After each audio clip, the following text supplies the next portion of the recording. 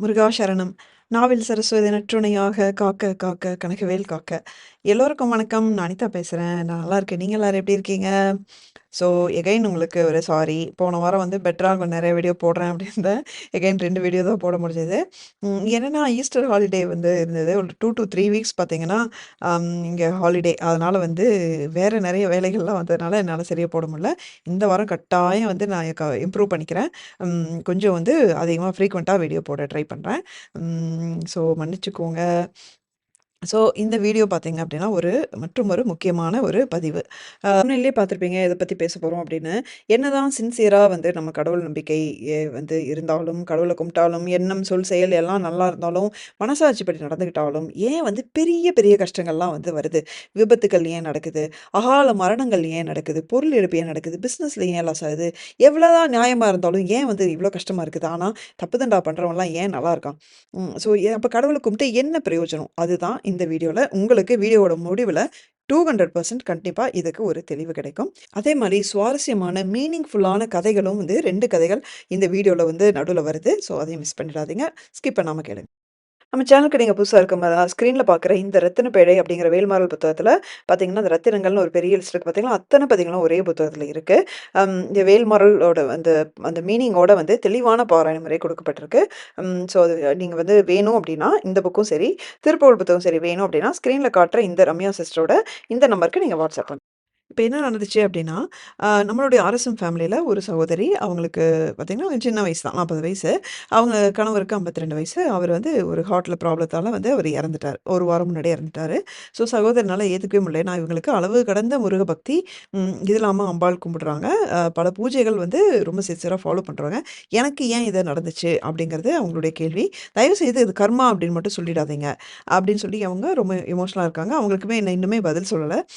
ஏன்னா வந்து அவங்க அந்த மாரி ஒரு சூழ்நிலை இல்ல. அவங்க உச்சகட்ட துக்கத்துல இருக்காங்க.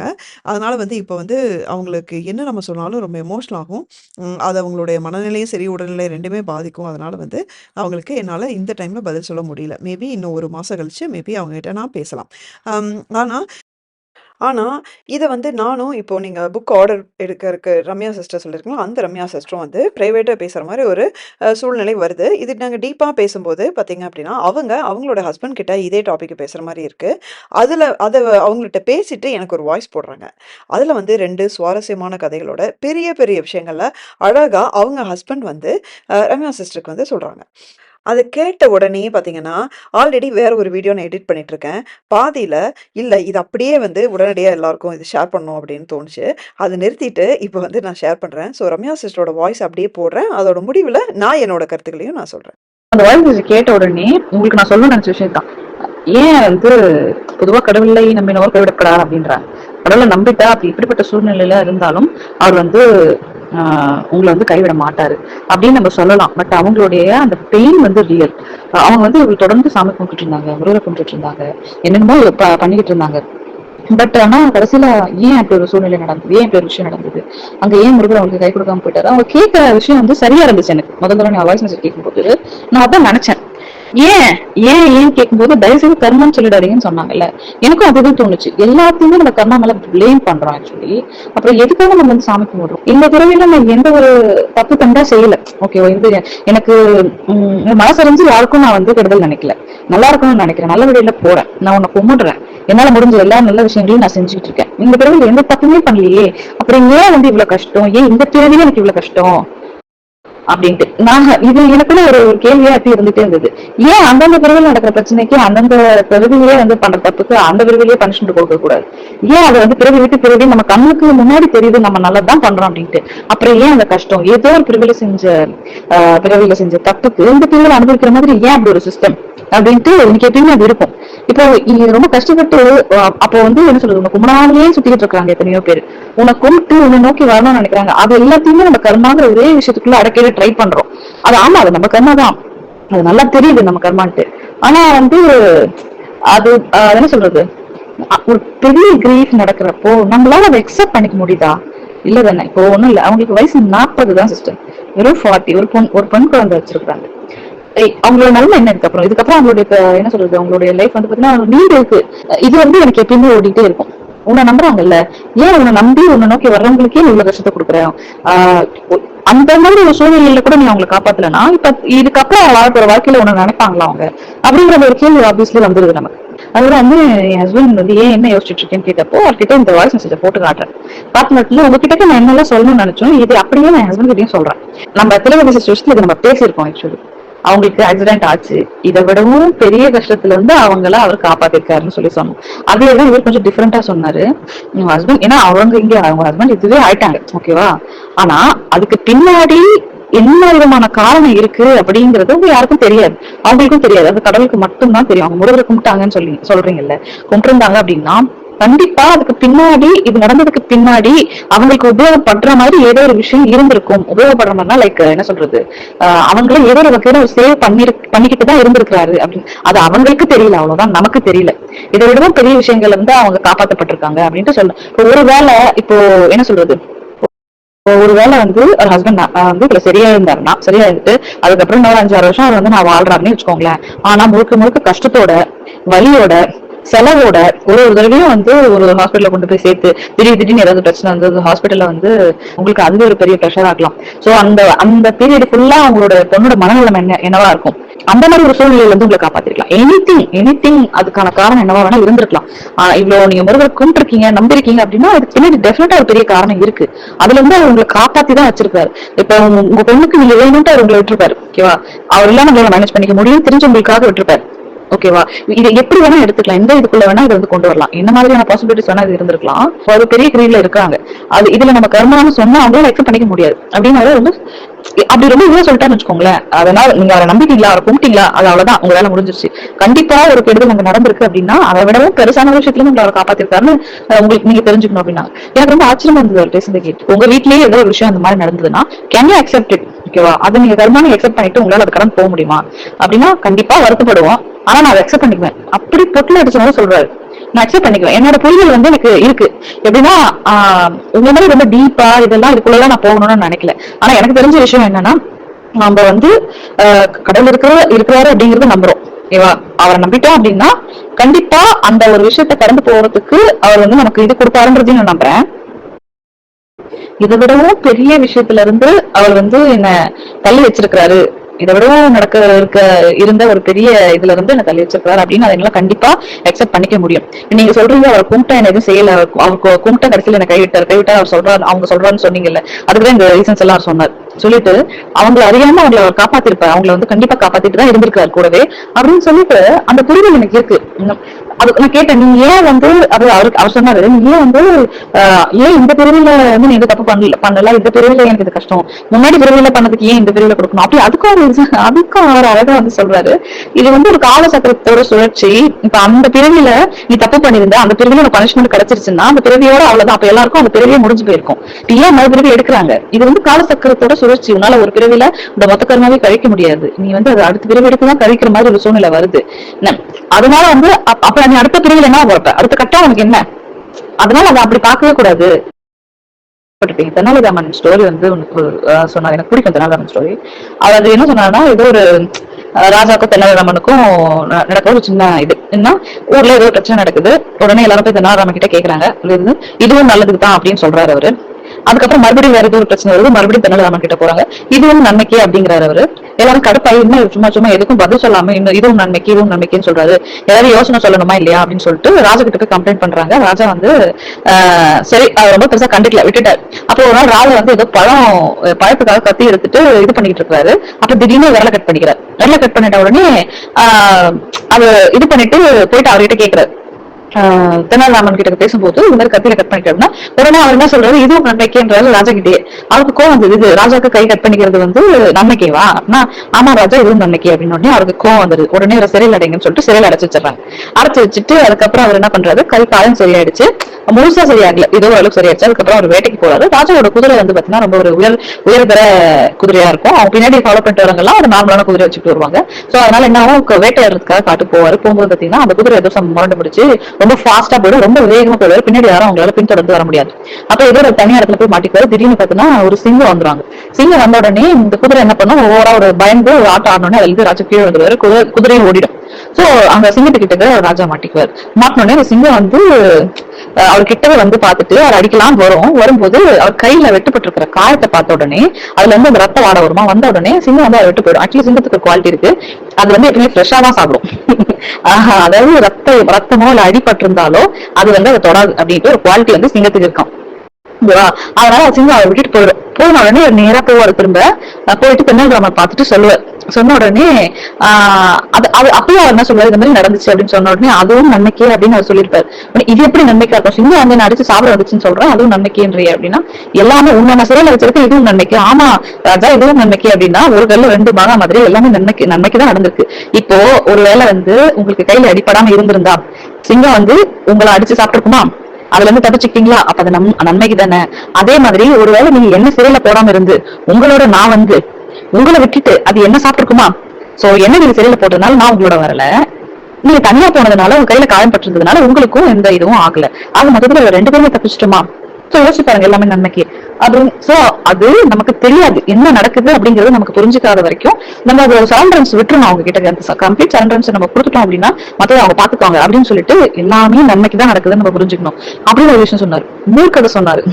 என்னன்னா கிறிஸ்டியானிட்டியில ஓகேவா, ஜீசஸ் நம்புற ஒருத்தவர், ரொம்ப நம்புற ஒருத்தவர் என்ன பண்றாரு, நடந்து போயிட்டு இருக்காரு, பீச்ல நடந்து போயிட்டு இருக்காரு, கூடவே ஜீசஸும் கூட வராரு, கூட நடந்து வந்துட்டு இருக்காரு. ரெண்டு பேருமே நடந்து போயிட்டு இருக்காங்க. போயிட்டு இருக்கும்போது திடீர்னு பாத்தீங்கன்னா எதிரில் பக்கத்துல பீச், அது வந்து பாத்தீங்கன்னா சுனாமி வருது. சுனாமி வந்த உடனே இவர் என்ன பண்ணிருக்காரு, ஓடுறாரு. அதை பார்த்துட்டு சுனாமி பார்த்துட்டு ஓடி இருக்காரு. ஓடிட்டு கொஞ்சம் தூரம் போயிட்டு நின்று இருக்கிறாரு. நின்ன உடனே திரும்பி பார்த்தா ஜீசஸை காணும். ஜீசஸை காணும் உடனே அவரால் நம்பவே முடியல. கடவுள் வந்து இந்த மாதிரி பிரச்சனை வந்து என்ன விட்டு போயிட்டாரே அப்படின்னு சொல்லிட்டு அவருக்கு கஷ்டமாயிடுது. அவர் என்ன பண்றாரு, பாக்குறது கடவுளை காணும். அதுக்கப்புறம் சுனாமி அடங்கின பிறகு அந்த பக்கமா மறுபடியும் போய் பாக்குறாரு. அங்க வந்து பாத்தீங்கன்னா ஓடி வந்த கால் தடம் ஒரே கால் தடம் தான் இருக்கு, அது அவரோட கால் தடம். அதை பார்த்துட்டு அப்ப வந்து ஜீசஸ் வந்து என்னை விட்டுட்டு போயிட்டாரு அப்படின்னு சொல்லிட்டு ஒரு முடிவுக்கு வந்துடுறாரு. வந்த உடனே அவர் மேல பார்த்து கேட்கிறாரு, ஏன்பா இது உனக்கே நியாயமா இருக்கா, உன்னை நம்பிதான் நாங்க வரோம், பிரச்சனை வந்தோடனே என்னை விட்டுட்டு நீ ஓடிட்டியே அப்படின்னு சொல்லிட்டு அவர் வந்து அழுகுறாரு. அழுத உடனே அப்ப யாரோ ஒருத்தவங்க இப்படி கீழே இறக்கி வைக்கிறாங்க. இறக்கி வச்ச உடனே அவருக்கு ஏதோ உணர்வு வருது. வந்த உடனே அப்ப ஜீசஸ் அந்த இடத்துக்கு வர்றாரு. வந்த உடனே சொல்றாரு, என்னப்பா என்ன புலம்புற அப்படின்னா, அப்ப திரும்பி அதே சொல்றாரு, என்ன இந்த மாதிரி சுனாமி சமயத்துல என்ன தண்ணி விட்டு போயிட்டே நீ அப்படின்னு.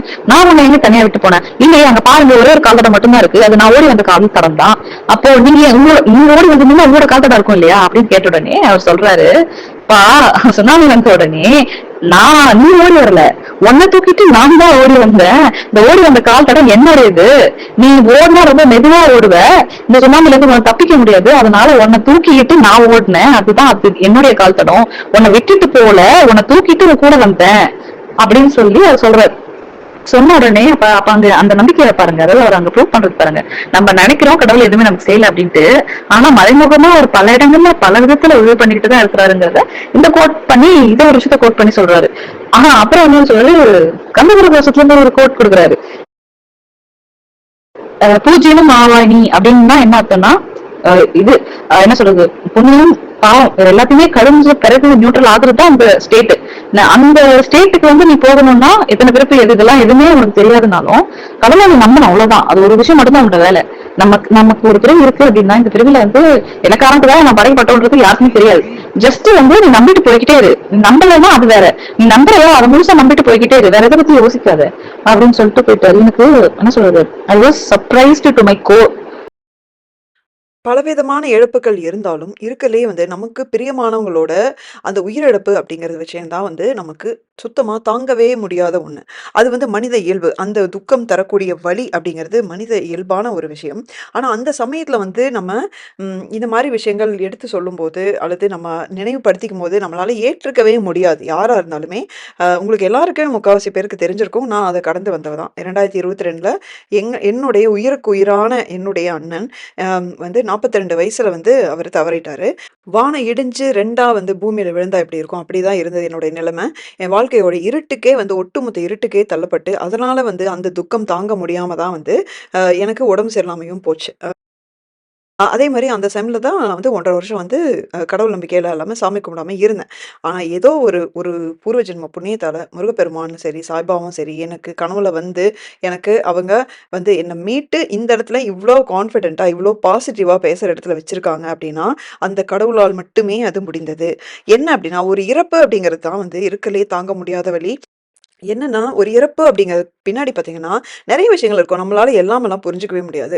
ஏதோ ஒண்ணு வந்து நம்மளுடைய மிக மிகுந்த ஒரு ஒரு ஒரு ஞானிகளான நம்மளுடைய தமிழ் மூதாதையர்களால பல இலக்கியங்கள், பல புராணங்கள் வழியா நமக்கு நெறைய விஷயங்கள் நம்ம புரிஞ்சுக்க முடியுது.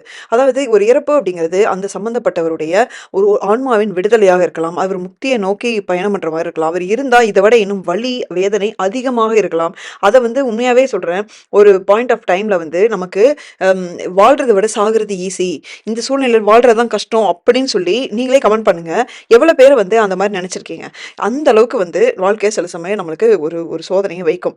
அந்த மாரி சமயத்துல அந்த ஆன்மாவுக்கு மேபி விடுதலையாக இருக்கலாம். இல்ல அவங்க பிறந்த பலனோட அந்த கர்ம வினைகளோட முடிவாக கூட இருக்கலாம்.